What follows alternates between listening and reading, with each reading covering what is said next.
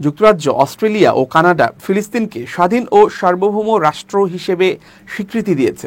France সহ আরও কয়েকটি দেশ সামনের কয়েকদিনের মধ্যে ফিলিস্তিনকে আনুষ্ঠানিকভাবে স্বীকৃতি দিতে পারে বলে ধারণা করা হচ্ছে। ইসরায়েলের প্রধানমন্ত্রী বেনিয়ামিন নেতানিয়াহু আগেই বলেছেন, এই সিদ্ধান্ত হামাসের সন্ত্রাসবাদের উপহার হিসেবে বিবেচিত হবে। যুক্তরাষ্ট্র শক্তভাবে এই পদক্ষেপের বিরোধিতা করেছে। কিন্তু এই স্বীকৃতির আসলে অর্থ কী?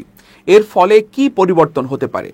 স্বীকৃতির অর্থ কী? কাগজে কলমে ফিলিস্তিন রাষ্ট্র বলে কিছু নেই, তবে রাষ্ট্র হিসেবে বহু দেশ এই ভূখণ্ডকে আন্তর্জাতিক স্বীকৃতি দিয়েছে। বিভিন্ন দেশে ফিলিস্তিনের কূটনৈতিক মিশনও রয়েছে। অলিম্পিক সহ বিভিন্ন আন্তর্জাতিক ক্রীড়া প্রতিযোগিতায় অংশগ্রহণও করে ফিলিস্তিন। কিন্তু ইসরায়েলের সাথে ফিলিস্তিনের দীর্ঘ সময়ের বিরোধের কারণে ফিলিস্তিনের কোনো আন্তর্জাতিকভাবে স্বীকৃত সীমানা, রাজধানী বা সেনাবাহিনী নেই। পশ্চিম তীরে ইসরায়েলের সেনাবাহিনীর বহু বছরের দখলদারিত্ব চলার পর 1990-এর দশকে প্যালেস্টিনিয়ান অথরিটি বা ফিলিস্তিনি কর্তৃপক্ষ প্রতিষ্ঠিত হয়, যাদের এই ভূখণ্ড এবং সেখানে বসবাসরত মানুষের ওপর পূর্ণ নিয়ন্ত্রণ নেই। ইসরায়েলের আগ্রাসনে গাজা এখন যুদ্ধক্ষেত্র। কাজেই এই পরিস্থিতিতে ফিলিস্তিনকে স্বীকৃতি দেয়া অনেকটাই প্রতীকী। নৈতিক ও রাজনৈতিকভাবে বিবেচনা করলে এটি বেশ শক্ত পদক্ষেপ, কিন্তু বাস্তবতা হলো এই সিদ্ধান্তে ফিলিস্তিনের পরিস্থিতি খুব একটা পরিবর্তন হবে না। তবে এই প্রতীকী পদক্ষেপও বড় পরিবর্তন আনতে পারে। যুক্তরাজ্যের সাবেক পররাষ্ট্রমন্ত্রী ডেভিড লামি জুলাইয়ে জাতিসংঘে এক ভাষণে বলেছিলেন, দ্বিরাষ্ট্র সমাধানের সমর্থনে ব্রিটেন একটি বিশেষ দায়বদ্ধতা অনুভব করে। সে সময় তিনি 1917 সালের বেলফোর সনদের কথা উল্লেখ করেন। তৎকালীন ব্রিটিশ পররাষ্ট্রমন্ত্রী আর্থার বেলফোরের তত্ত্বাবধানে সনদ স্বাক্ষরিত হওয়ার সময় ফিলিস্তিনে ইহুদিদের জন্য জাতীয় আবাস প্রতিষ্ঠার বিষয়টি সমর্থন করেছিল যুক্তরাজ্য। সনদে বলা হয়েছিল, ফিলিস্তিনে থাকা ইহুদি নয় এমন মানুষের নাগরিক ও ধর্মীয় অধিকার ক্ষুণ্ণ করে এমন কোনো কার্যক্রম সেখানে পরিচালনা করা যাবে না। একসময় ফিলিস্তিনি ভূখণ্ড 1922 থেকে 1948 সাল পর্যন্ত লিগ অব নেশনসের একটি ম্যান্ডেটের আওতায় ব্রিটিশরা শাসন করে। এরপর 1948 সালে ইসরায়েল রাষ্ট্র তৈরি হয়। ইসরায়েলের পাশাপাশি ফিলিস্তিন রাষ্ট্র গঠনের প্রয়াসও চলতে থাকে। ডেভিড লামির মতো বহু রাজনীতিবিদ দ্বিরাষ্ট্র সমাধান পংক্তিটি বারবার ব্যবহার করে গেছেন। এই পংক্তিটি দ্বারা বোঝানো হয়, পশ্চিম তীর ও গাজা উপত্যকায় একটি ফিলিস্তিন রাষ্ট্র গঠন হবে। 1967 সালের ইসরায়েল আরব যুদ্ধের আগে ওই অঞ্চল যেভাবে বিভক্ত ছিল, সেই বিভক্তির ভিত্তিতেই দুই রাষ্ট্র প্রতিষ্ঠিত হবে বলে বলা হয়েছিল।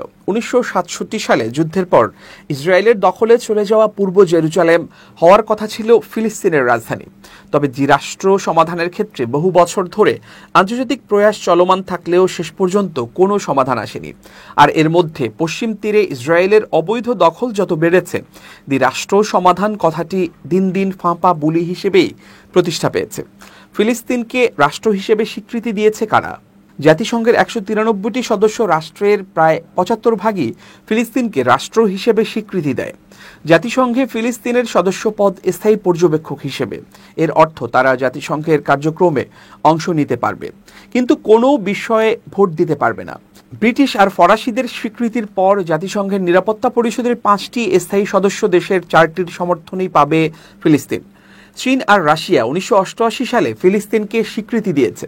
সেটি হলে ইসরায়েলের সবচেয়ে শক্তিশালী মিত্র যুক্তরাষ্ট্র অনেকটাই একঘরে হয়ে পড়বে।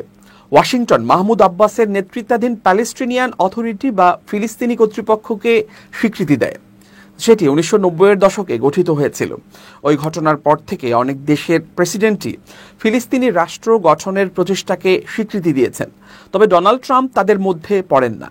ট্রাম্পের 2 দফার শাসনামলে যুক্তরাষ্ট্রের পররাষ্ট্রনীতি দৃশ্যমানভাবেই ইসরায়েলপন্থী ছিল। যুক্তরাজ্য সহ অন্যান্য দেশ এখন কেন স্বীকৃতি দিচ্ছে? উত্তর হলো, এর আগে বেশ কয়েকবার ব্রিটিশ সরকার ফিলিস্তিনকে রাষ্ট্র হিসেবে স্বীকৃতি দেওয়ার আলোচনা করেছে, তবে তারা অন্যান্য পশ্চিমা মিত্র দেশের সাথে একত্রিত হয়ে শান্তি প্রতিষ্ঠার পন্থা হিসেবে এই আলোচনা করেছে। তারা এমন সময় এই পদক্ষেপ নিতে চেয়েছে যখন তা সর্বোচ্চ প্রভাব তৈরি করবে। যুক্তরাজ্যের সরকার বিশ্বাস করে শুধু প্রতীকীভাবে এই পদক্ষেপ নেওয়া তাদের ভুল হবে। সেক্ষেত্রে ওই পদক্ষেপকে মানুষ নৈতিকভাবে সমর্থন করলেও বাস্তবে তা কোনো পরিবর্তন আনবে না। সম্প্রতি যুক্তরাষ্ট্রের পররাষ্ট্রমন্ত্রী মার্কো রুবিও বলেছেন, ফিলিস্তিনকে স্বীকৃতি দেওয়ার প্রয়াসে নিজেদের শক্তিশালী অনুভব করবে হামাস। রুবিও এমন মন্তব্য করেছিলেন। ফিলিস্তিনকে স্বীকৃতির আলোচনা ইসরায়েলকে প্ররোচিত করবে পশ্চিম তীর আলাদা করে দেওয়ার লক্ষ্যে।